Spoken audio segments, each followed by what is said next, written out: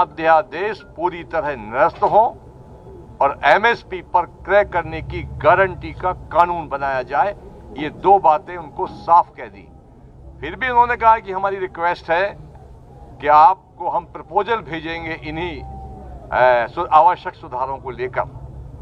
Proposal हम भेजेंगे, आप उस पर कम से कम विचार करें या गौर करें।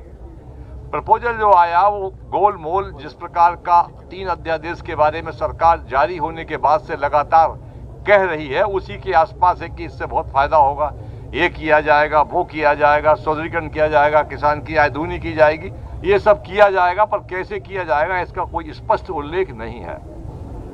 चूंकि हम लोग कह चुके हैं कि हमको ये अध्यादेश निरस्त कराना है और एमएसपी पर गारंटी का कानून, इसके हमारी ये डेडलाइन है। बाकी जो हमारी आगामी कार्य योजना है, हमारे आदरणीय आज के अध्यक्ष जी हैं, उन्होंने बता दिया है कि हमारी आगामी कार्य योजनाएं ये रहेंगी। आंदोलन और तेज किया जाएगा और एक के बाद एक हम दिल्ली की सड़कों को जाम करते जाएंगे और पूरे देश में आंदोलन किस प्रकार से गतिमान हो उसके लिए सारे प्रयास किए जाएंगे। मगर जब तक 3 अध्यादेश निरस्त नहीं होंगे हमारी जंग जारी रहेगी। मैं बताता हूँ अब। क्वेश्चन बाद में नहीं, अब सबसे पहले क्वेश्चन बाद में 12 तारीख को पूरे देश में रोष प्रदर्शन और धरने दिए जाएंगे। 12 तारीख को ना, सॉरी 14 तारीख को पूरे देश में धरने प्रदर्शन किए जाएंगे। धरने के साथ साथ ये दूसरी स्पेसिफिक जो दिल्ली के इर्द गिर्द के प्रांत है, उत्तराखंड, यूपी, पंजाब, हरियाणा, मध्य प्रदेश, राजस्थान, ये एक दिन के लिए दिल्ली चलो की काल देते हुए धरने लगाएंगे। दूसरे देश के जो हिस्से हैं साउथ इंडिया, वहाँ वो लोग 14 तारीख के बाद भी इन धरने प्रदर्शनों को जारी रखेंगे अनिश्चित काल के लिए। 12 तारीख को पूरे देश में टोल प्लाजा जो है उनको फ्री कर दिया जाएगा, 12 तारीख को एक दिन के लिए। और 12 तारीख को ही दिल्ली जयपुर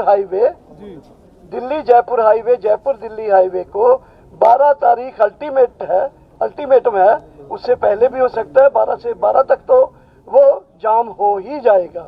जियो के बारे में हमारे अध्यक्ष जी ने बता दिया। जियो यानी रिलायंस कंपनी के जो भी प्रोडक्ट एंड सर्विसेज हैं उनको बाइकाट किया जाएगा। जियो सिम के लिए काल दिया जाएगा उसका पोर्ट करवाने के लिए, और जियो के अदर प्रोडक्ट्स को है और उनके लिए। सर जियो या रिलायंस सॉरी अमरजीत जियो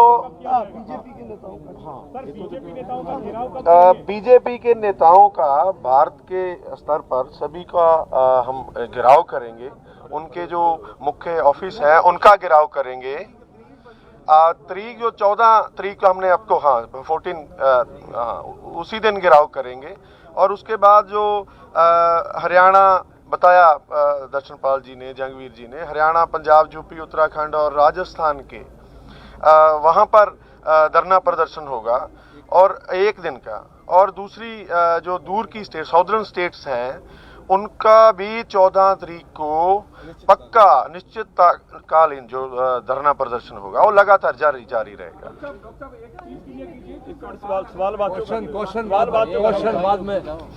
क्वेश्चन बाद में होगा। उसके बाद जो डीसी ऑफिस हैं, स्टेट्स के जिला हेडक्वार्टर्स हैं, उनका भी घेराव होगा। और ऐसे धरना प्रदर्शन है उसको आगे बढ़ाते जाएंगे। और हमारी जो कॉल है, सबसे जब बड़ी बात तो है भी हमारी दिल्ली को घेरने की बात है, जयपुर, आगरा, और जो जयपुर और आगरा दिल्ली जो एक्सप्रेसवे है उनको घेराव की तारीख हमने फिक्स कर दी है। और हर हालत में दोनों जो रोड्स हैं वो 12 तारीख को हम बंद कर देंगे हर हालत में, और सभी संगठन रल के इसको करेंगे। जी बाद में करना। राष्ट्र से है AIKS के जनरल सेक्रेटरी। आप इधर आओ, ओके कर दो, यही खड़े होके कर दो। साथियों, कल का जो भारत बंद हुआ, संयुक्त किसान मोर्चा के ऐलान पर ये बहुत ही ऐतिहासिक भारत बंद हुआ। पिछले कई सालों में इतना जबरदस्त भारत बंद हमारे देश में कभी हुआ नहीं जो कल हुआ, और उसके अंदर पूरे देश के किसानों के साथ भारत की पूरी जनता अलग अलग राज्यों से बहुत ही जबरदस्त तरीके से किसानों के बाजू में खड़ी हो गई। करोड़ों लोग इसके अंदर उन्होंने हिस्सा लिया। उन सब जनता को हम बहुत बहुत अभिनंदन करना चाहते हैं, आभार देना चाहते हैं, बधाई करना चाहते हैं।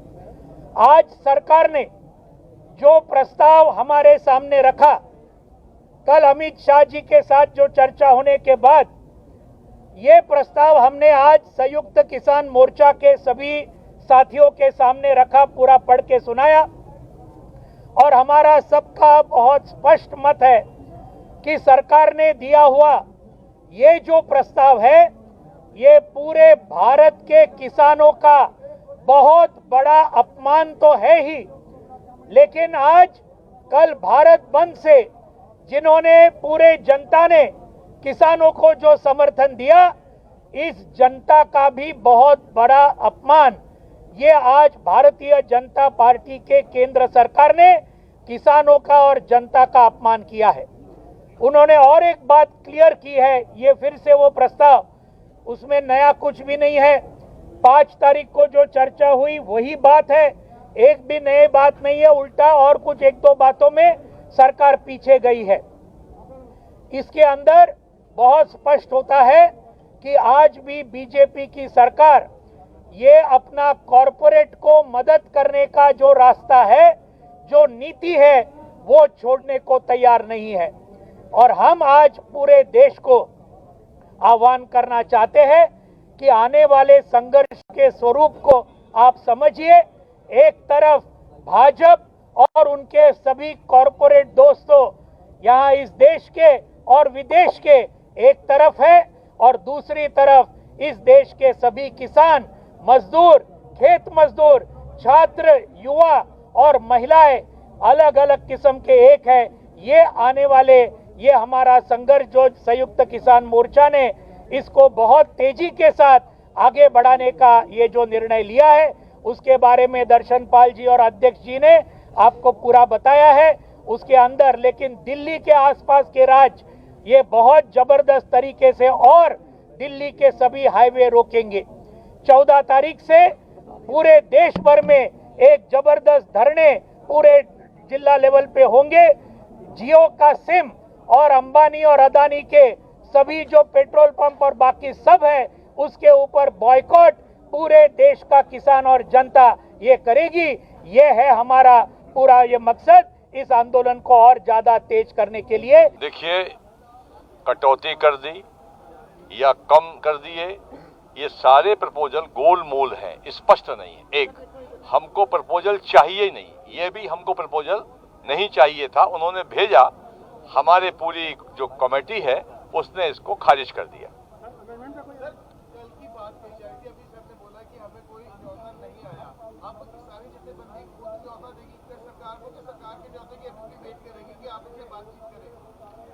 देखिए, एक हमारी कमेटी, जब वो हमको प्रपोजल देंगे, हमारी पूरी कमेटी बैठेगी, बैठने के बाद उस पर निर्णय करेंगे कि आगे वार्ता जारी रखी जाए अथवा नहीं। आज प्रपोजल आपको आ गया है, इसके बाद अब क्या फैसला लिया गया है कि आगे वार्ता जारी रहेगी, अब यही पे खारिज किया जाएगा? वार्ता पर कोई फैसला नहीं हुआ है।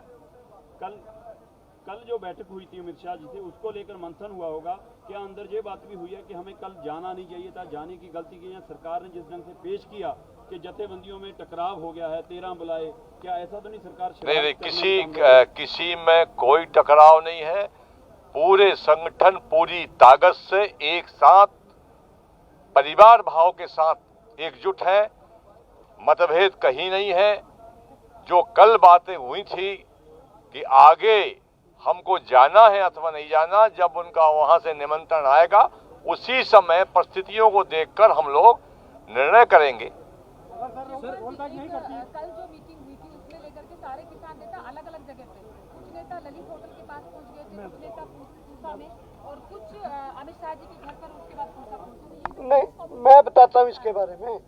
हमने पूरा दिन मंथन करके बातचीत करके ही फैसला किया था जाने के लिए, इसलिए सब हमारे किसान नेताओं को पता था। ये मीडिया में या किसी ने इस तरह का के कुछ संगठन नहीं है, सब संगठनों को पता था ये बात।